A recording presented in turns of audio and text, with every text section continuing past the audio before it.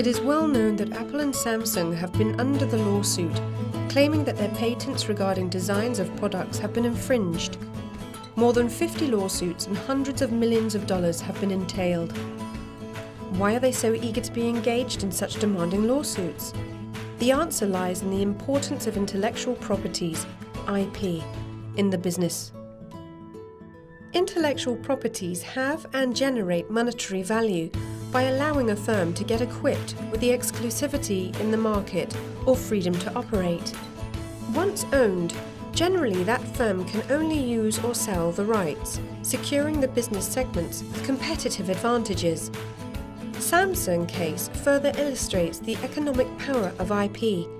Samsung awarded 9,588 USA patents in 2015.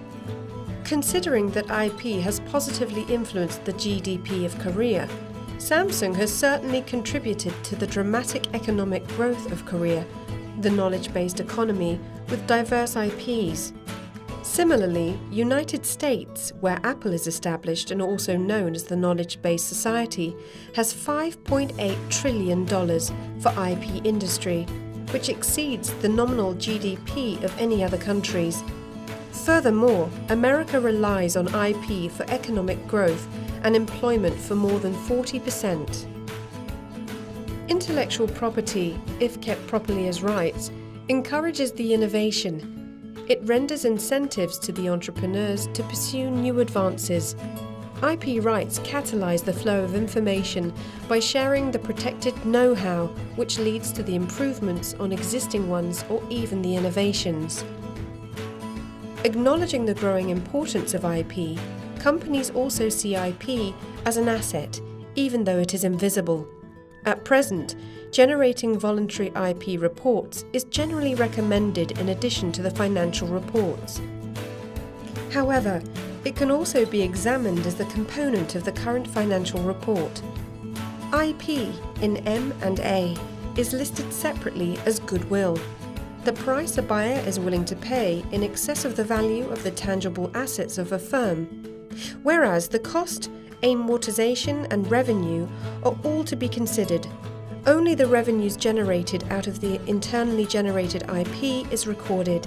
Thus, it should be noted that the ways the companies recognize IP as an asset are still on the developing level.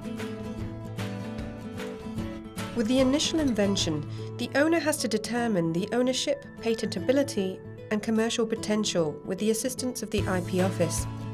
If it is approved, one will draft the patent specification. Then comes the patent prosecution step.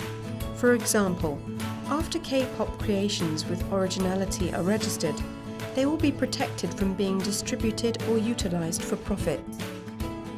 License grants the exclusive access to the knowledge, technological acumen, and etc.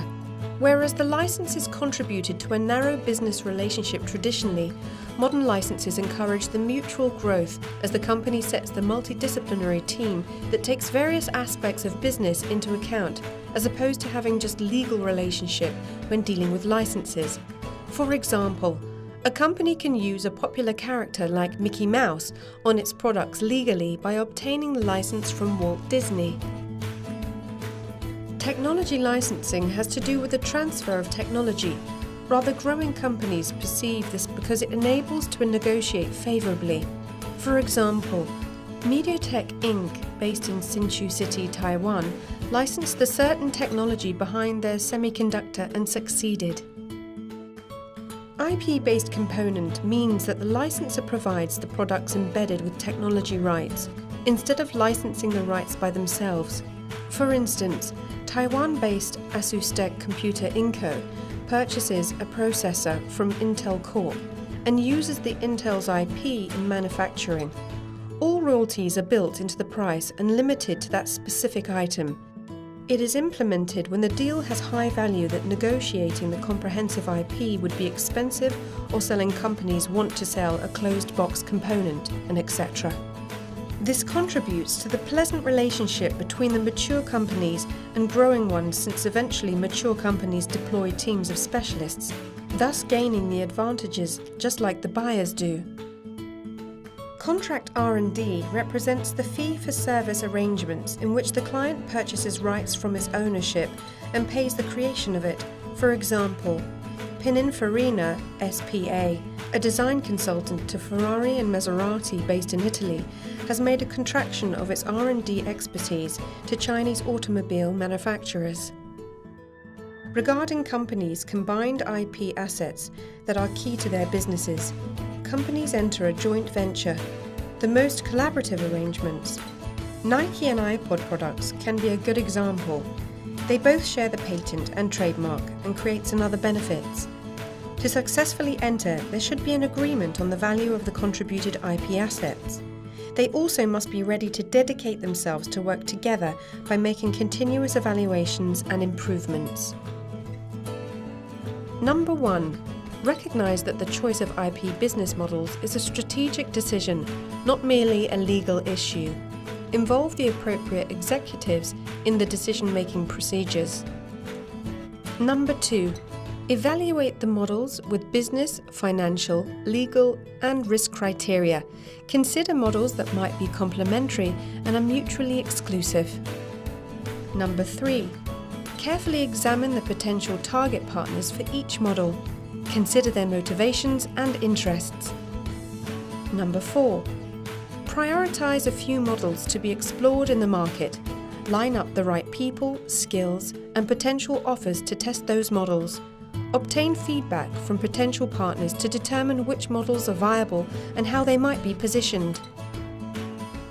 IP rights are infringed when a product or creation protected by IP laws are exploited, copied, or otherwise used without getting the proper authorization or permission from the person who owns those rights or their representative.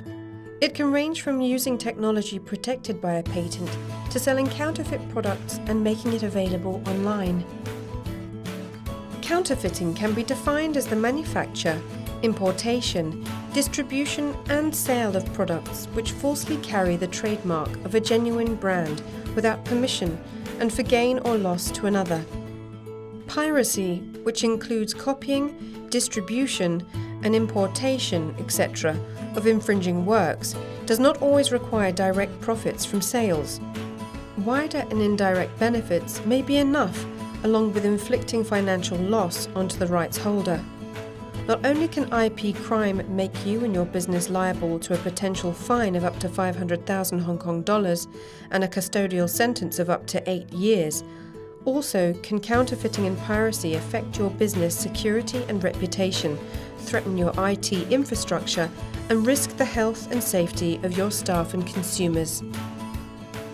The owner can take the legal action against the infringer and may seek an injunction to prevent further infringement. A delivery of infringement products, a disclosure of information regarding the infringement, and damages as well as costs.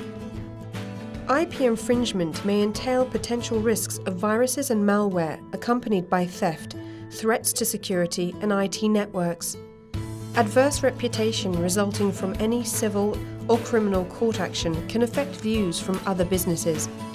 Staff infringing IP rights at work can impact productivity, put the system at risk from malware, and the business at risk of legal liability for their actions.